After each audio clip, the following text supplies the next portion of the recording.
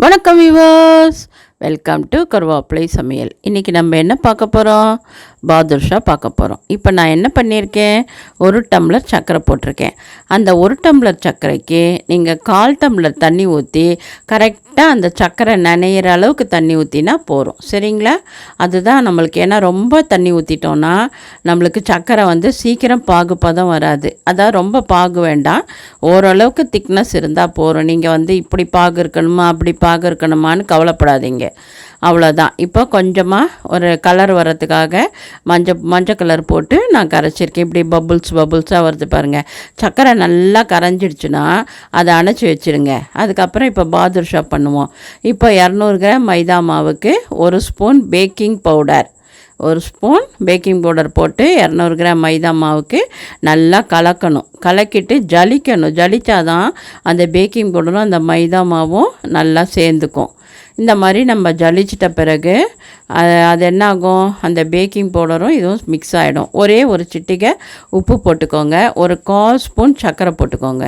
இதெல்லாம் போட்டு முடிச்சுட்டு நல்லா பெசரிட்டு என்ன பண்ணணும், நெய் ஊற்றணும். நெய்யை உருக்கி ஒரு 1/4 டம்ளர் நெய் கண்டிப்பாக ஊற்றணும். நெய் ஊற்றலைன்னா பாதுஷா நல்லா வராது.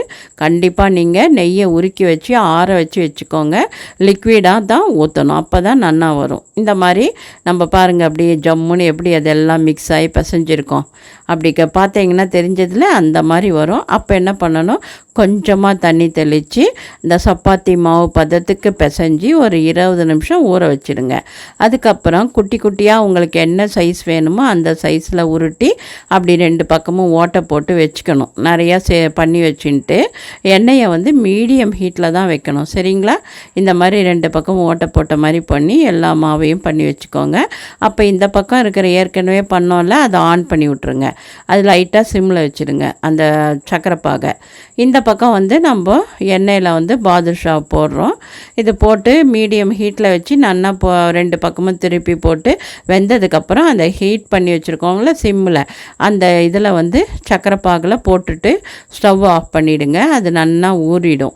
ஊறின பிறகு நல்லா 2 பக்கமும் திருப்பிட்டு எடுத்து வச்சிங்கன்னா நம்மளோட சுவையான பாதுஷா ரெடி ஆகிடும். அதுக்கு மேலே நீங்கள் குங்குமப்பூ, ட்ரை ஃப்ரூட்ஸ் வச்சு அழகாக நீங்கள் டெக்கரேட் பண்ணலாம். திருப்பி என்ன பண்ணணும், அடுத்த பேட்ச் போடும்போது அந்த அணைச்ச பாகை ஆன் பண்ணிவிட்டு அது வெந்த உடனே எடுத்து திருப்பி இந்த பாகில் போட்டுக்கலாம். கொஞ்சம் கொஞ்சமாக அது அப்படியே நல்லா கிறிஸ்டல் ஃபார்மில் நல்லா அந்த சக்கரை மாதிரி வந்துடும். அதை பற்றி கவலைப்பட வேண்டாம். அதுவும் ஒரு டேஸ்ட்டு பார்க்க அழகாக இருக்கும்.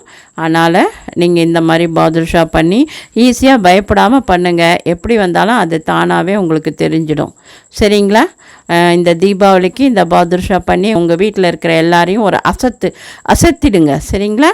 ஓகே, ஆரோக்கியமாக சாப்பிடுவோம், ஆரோக்கியமாக இருப்போம். நன்றி, வாழ்த்துக்கள்.